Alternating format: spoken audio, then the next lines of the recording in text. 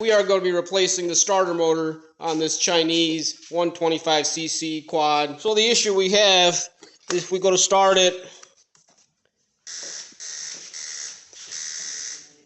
you can hear the solenoid clicking, but it will not turn over, it will not crank. Sometimes it will crank, it's just intermittent. There is a solenoid that sits back here, right above the left rear wheel.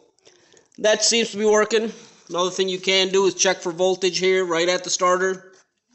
Now, a low battery obviously can cause that also, but my battery's in good shape, it's fully charged, it's at 12.6 volts. But like I said, it is an intermittent issue. Sometimes it will crank over and fire, but most of the time you'll just hear the solenoid going and it will not start. So we're going to be replacing the starter. That's most likely our issue. The very first thing you want to do is remove the battery if you're not causing any short circuits. The starter on this machine is held in by 3 bolts. 1, 2, 3. There's one at the bottom. And that's on the right side. Starter. But to remove the starter, we'll also need to remove this cover here, as the starter drives the engine via chain. So we'll have to have access to the front of the starter. So we'll go ahead and remove these bolts at the bottom and here and get this cover off before we can remove this stator cover. The gear shift here is in front of it. That will also have to be removed. There's one 10mm bolt here. As you can see, I have it loose already. So once you pull this 10mm bolt out, that should slide right out just like this. We have all the bolts loose. One here, here, there's one here, and one at the bottom. 4 of those bolts off, you should be able to pull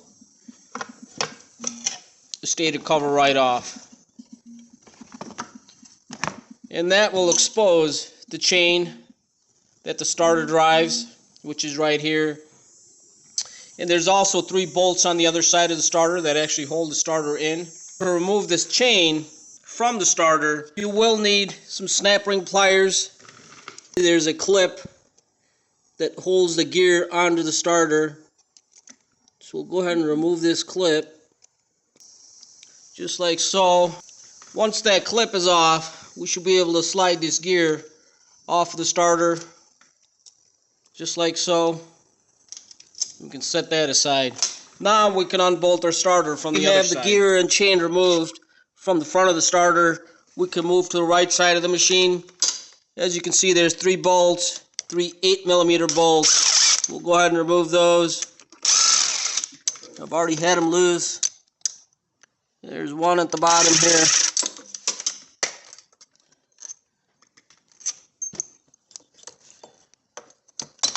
And once those bolts are removed, the starter will fall right out of its position. Now I plan on using the original cable that's on here, so I'll go ahead and remove this Phillips screw that's on there, and that'll disconnect the wire from the starter. So with the wire removed, we can pull the complete unit from the machine. Here we have our new starter. Obviously you want to make sure they're identical.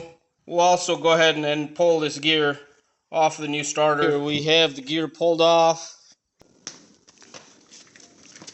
We'll go ahead and reconnect our wire with the Phillips screw first, as we're reusing our old wire. With the wire connected, I was able to push the starter motor right into its position. We will not put any bolts in yet until we have the gear and chain in on the other side. Now that we're on the other side, we need to put this gear in on the chain and onto the starter. The reason we didn't put any bolts in, that way you could reach through the other side and you can wiggle the starter if you have to, push it back and forth to get that in place. So basically all we're trying to do is get this gear onto the chain. Obviously you want all the slack pulled up and get this gear onto the starter. Now sometimes it is easier to remove these plastic chain guides.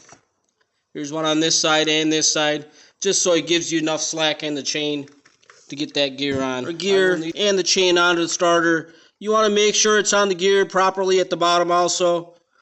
Once you have it all together, now we can put our clip back in that holds the gear in position, just like so. Now again, when you're putting the gear on, it does help to wiggle that starter from the other side up or down, or pull it back and forward. And if you did pull out your chain guides, you could put those back at this time. I did not need to do that. Your chain on, we can go ahead and tighten up our 3 bolts. All the bolts are 8 millimeters, other than the one on the gear shifter, that's a 10 millimeter. We can go ahead and put our stator cover back on and get the bolts back on that cover. So that's back in position. Let's get our bolts back in. The new starter cover kit that we had is actually fairly nice. It's fairly inexpensive also at the same time. It did come with a new starter solenoid, a new CDI, new bolts for the starter, and a spark plug, along with a tool for the bolts on the starter. And of course the cable for the starter, which we just ended up using our original. So that's actually a fairly nice. Now that our starter installation is complete, I was able to go ahead and connect the battery back on, and we have the seat on. Now we can go ahead and test our new starter. Key on. Let's see. Beautiful.